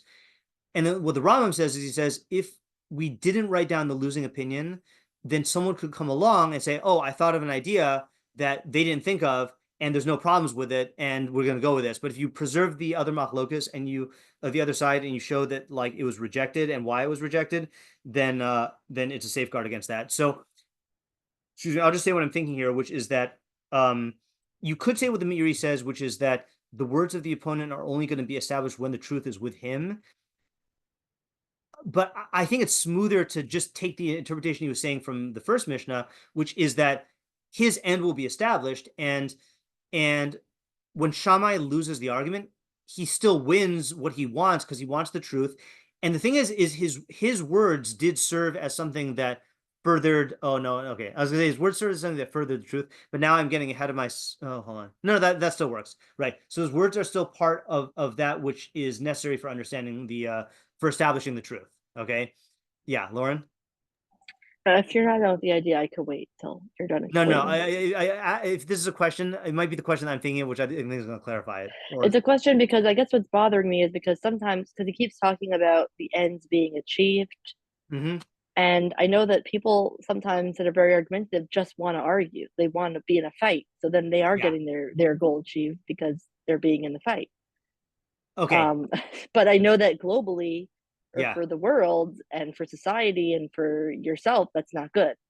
So that's kind of what's bothering me about his definition of. Okay, so I'll state the other side of the idea. Okay, and I think, and then we'll have all the pieces on the table. So, what does he mean that if they're doing it for nitzuach, for victory, then his end will not be achieved? So here's what I think. Okay, I wish I had drawn a picture of this. Okay, so in the case of let's just use the case of both parties are either l'shem shamayim or not, because it's easier. So if both parties are l'shem shamayim, the sof that they're looking for is the establishment of the truth. And we agreed that regardless of who wins, they both get what they want because they both get the truth. Okay, but in a case where it's not l'shem shamayim, what is their end? Their end is I win. Okay, their end is that my ego is being satisfied, or I have power, right? And the thing is that can't last. And why can't it last? And this is the key part. It's not based on truth or Okay. reality. So it might be that it's not based on reality, okay, but Stalin lived for a long time. Ultimately, it can't last because you're going to die, okay? And I know the Meiri is not saying this, but I'm using this to reveal what the Meiri means, which is that like, if I'm not L'Shem Shemayim, what I want is I want to be on top. And it's not about objective reality, like it is in L'Shem Shemayim, because if you care about objective reality, the truth will outlast you and will be established and will persist. But if it's about me winning, so in many cases I won't even win, or like the Meiri says, it'll fester and the Machlokess will fester and someone will overthrow me, or like Lauren's saying is that it's not in line with the truth, so it's only gonna fail. But I can't like in reality, this Machlokess is only my opposition is only gonna last as long as I last, so the opposition is me opposing, and I'm not gonna last, so I think the place where I'm getting this from is I think that's why he's talking about Korach dying, that his scheme did not endure and he was cast away because of his wrongdoing, that even if Korach had well, okay, we don't have to say if Korach had won, but okay. So how's it answering Lauren's question? I guess it's saying ultimately he didn't actually win because he died. Right. Yeah, right. But let's take the simpler case where let's say I am opposing you and you do care about the truth and I don't, and I happen to beat you, right? So that would seem to contradict the Mishnah, but I'm saying it's not, is that I am not going to win for the reasons that we just listed, which is that the truth is not with me, and I am not going to, my end is not going to last because I'm not going to last, So in other words, what I'm trying to depict here is you have these two worlds. You have this world where a disagreement is just a means at getting at the truth, and both people are going to partake of that reality. Like it's the thing keeps on coming to my mind, which is a phrase that I don't like because I think it's used as a smokescreen for ignorance of, do you want to be on the right side of history? Like people say that a lot. I think what they're trying to convey though is like, they're saying that there is an objective reality to, in that case, like morality or whatever, but there is an objective arc to like the truth prevailing. And you could either oppose it and like be left behind and be found to be wrong, or you could be on that right side. The difference is that if both of you are L'Shem Shemayim, then both of you are on the right side of history because both of you are caring about the truth and upholding it and promoting it.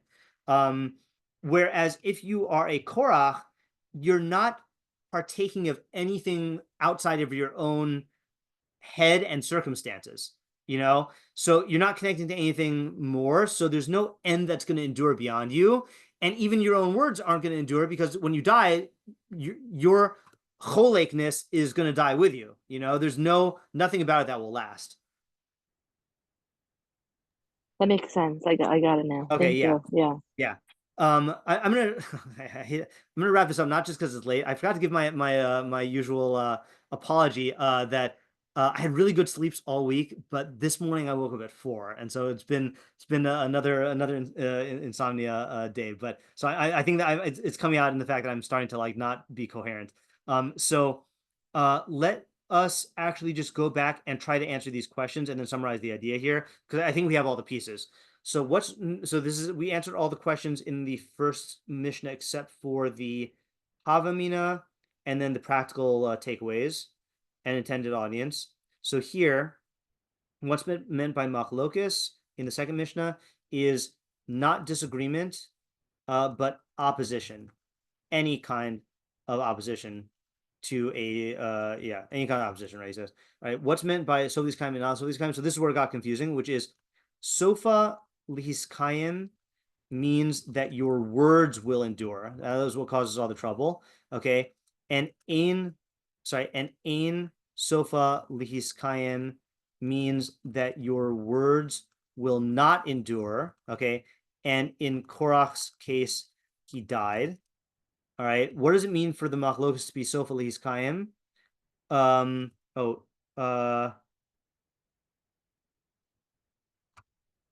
Yeah, can we answer that? Oh, yeah. So it means that either the opposition words will last / his goal will be well, here it means his words will last, or his words will not last. Is it a good thing for a Machlokess to be sofa lihis kayim? Don't we want there to be no Machlokess? So in the case of a Machlokess l'shem shemayim, we want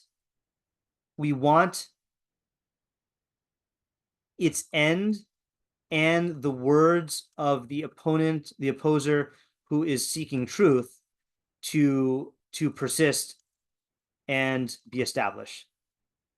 Okay. So yes. What is the difference between a Machlokess l'shem shemayim and a Machlokess l'shem shemayim? Similarly, this is determined by the position, the objective, etc., and what if one party is and one party isn't. All right, we really have to break this down into so actually no, we don't. This has been easy here. So in a Machlokess l'shem shemayim, you're trying to align your words, beliefs, and opponents' words and beliefs with the objective reality that exists outside of you. Okay.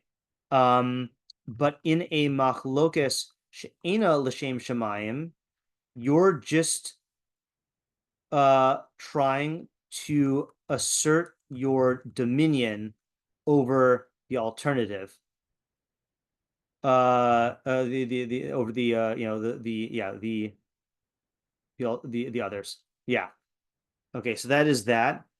And it seems like he cares about motive. Okay, right? Like I don't have the bandwidth to get involved in this question about how to break it up here. I just want to keep on going.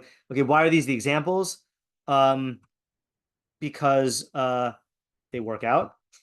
Okay, I don't know. I can't answer that one. Okay, now this answer I think is cool. Okay, in the case of Hillel and Shammai, it was Hillel versus Shammai. So why does it say Korach v'chol adaso instead of Korach and Moshe? So according to the Meiri, how would we answer that?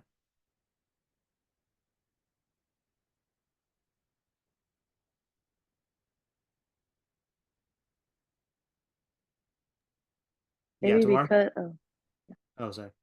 Lauren, go ahead. Oh, I was just gonna say that maybe because Korach was the one opposing Moshe. Moshe never opposed Korach, but Hillel and Shammai both opposed each other. Okay, so that is an answer to part of the question, which is why does it not mention Moshe? But why state the Machlokess in an asymmetrical way? You know, like, are we listing the two parties who argued with each other, or are we listing like only the one who opposed? Like what's, you know, like, can we explain by what criterion are we selecting the way that we name this this example?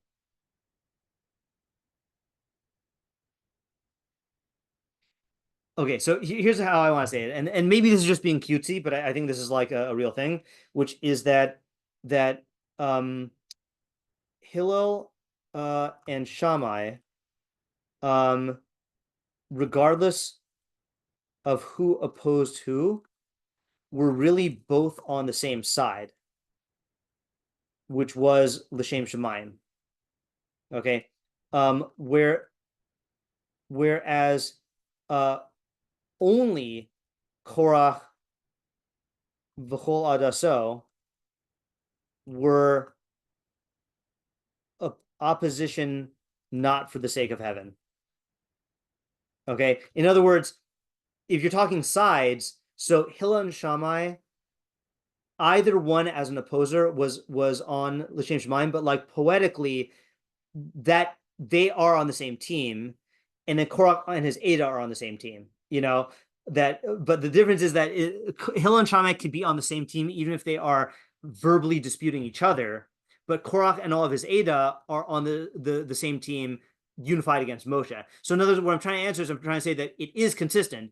It's listing the people who are working together, towards a common goal and against a common goal. Hill and Shammai are working towards truth and against falsehood, and Korach and his Ada are working to assert themselves over Moshe. So it's not. In other words, I think this question came from our assumption that Machlokess meant argument, not opposition. But when you say it means opposition, and you realize that each one had an opposition, but it was of the same nature and they were working for the same thing, so you could just swap them all out, it turns out that they are really on the same team. But then Korach and his Ada, they were a specific kind of opposition, and Moshe is just not a part of that at all because he didn't argue against anyone. Okay, so what we did not, so just to summarize the entire thing now and then try and answer the last questions. Sorry, I'm going over time. Is that a machlokess where both parties are looking for the truth, so their goal will ultimately be achieved, which is the truth will have its way, and their words will endure, either like the Meiri said, where your words will endure if the truth is on your side, or you could say the way I was saying, which was your words will endure in that your words partake of the establishment of the truth, which is what the other guy's words partake of. So your words are enduring in the same way that the other guy's words are, that both of them are bringing you towards the truth. In contrast, on the other extreme, if you have machlokes, it's l'shem shemaim, so the end that you seek is not going to be established because the machlokes never went away, and it could always fester and come back. And your words will not endure because see, okay, maybe here's a more dramatic way to put it, okay, how do you answer this question? If I said, well, we're still talking about Korach and his philosophy today, so didn't his words endure? Just like Shammai and Hill's words endured? How do you answer that question? Like there's shiur on Korach, It's not like we forgot about his words. The truth of his words isn't enduring. Okay, so that you could say the truth of his words didn't endure. You could say that, but neither did the truth of Shammai's words when he was wrong, right?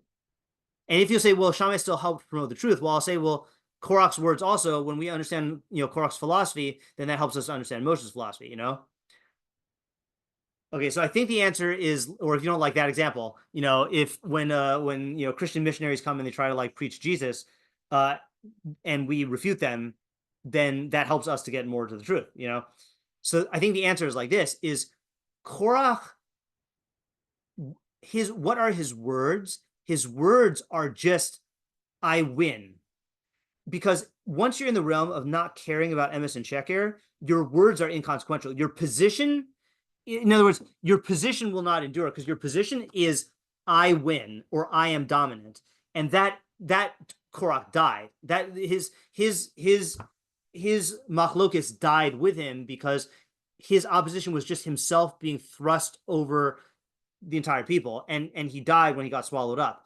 So he doesn't have words, so to speak, that can endure. Shammai has a position because the position is a stance on what the truth is, and so that can work. He's not trying to win, and he does very much care about his words. If you want the example, think of a politician who's just switches and says whatever's going to get approval. He has no position. It is just himself trying to win. I hope that was clear. Okay. All right. So the only question is, who's the audience? Well, I think it's pretty clear. Everyone, right? Okay. This applies to everyone. And then the practical takeaway he said, right, which is, where was it? I think it was at the very end.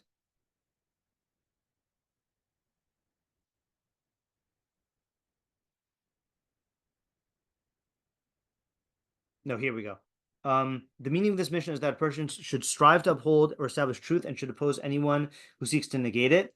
And he should not be intimidated by anyone and should persist in his course even in the face of antagonists, acting according to his convictions, right? So it sounds like the way that Meiri is taking it is the practical takeaway for both of them is you should strive to establish the truth, even if it means arguing with someone, okay? But you have to make sure that your motives are l'shem shamayim and not l'shem nitzuach, because if it's the latter, you won't get what you want, okay? And the former is good.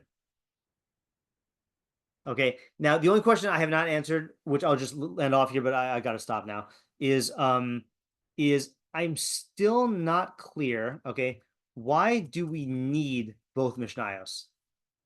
You know, I still think it still seems like the one in Pirkei includes the ideas in Perek Daled, and is there a chiddush in each one? Yeah. Okay, I think that's the last question here. Okay, I gotta stop. I'm really tired now. But hopefully this was a good exercise, different than usual, but like kind of like a deep dive into the Meiri here. And look, I do think that it's very easy to say this lesson that you should make sure that your Machlokess is l'shem shamayim. I'm curious if any one of us gets into an argument and then catches ourselves realizing that we're just trying to win, if this Mishnah will help us to back down quicker, or to the contrary, if we're facing a situation where we have to argue for the truth, if this will give us chizuk, as they say. Yeah. Okay, thanks for coming. And next week, Bli Neder, Jesse will give shiur on Thursday. Oh, I can't Bli Neder her, but for me, I would plan to give shiur on Friday. Yeah, Ayala? Just a thought about the practical application you were saying about whether this will be relevant. Yeah. What's that saying? I'm like totally blanking out now, but something about how like everything is a power struggle between two different sides. Is there a quote like that? Sounds like a quotey quote. I am not familiar with it. I don't know what the quote is, but I think that like Sounds every Marxist, single interaction is kind of like two things like vying for whatever. And I feel like this is like obvious in like an argument, but I think in a lot of our interactions, there's like two people who are kind of like butting heads and like trying to like assert themselves. Yeah. And I think this can be helpful for that too. Just like recognizing that if you have like when you're in that framework, you're not going to win, or it won't be established forever, or whatever. Yeah, I think that's a good practical application. Right. Yeah, and that's why I wonder. That's why I'm wondering about the experiment. Is if you do catch yourself in this and you say, "My victory is not a victory and won't last," I wonder if that deflates the ego enough to allow you to pull out easier. I don't know. Okay, have a good night, everyone. See some of you tomorrow. Thank you. Thank you.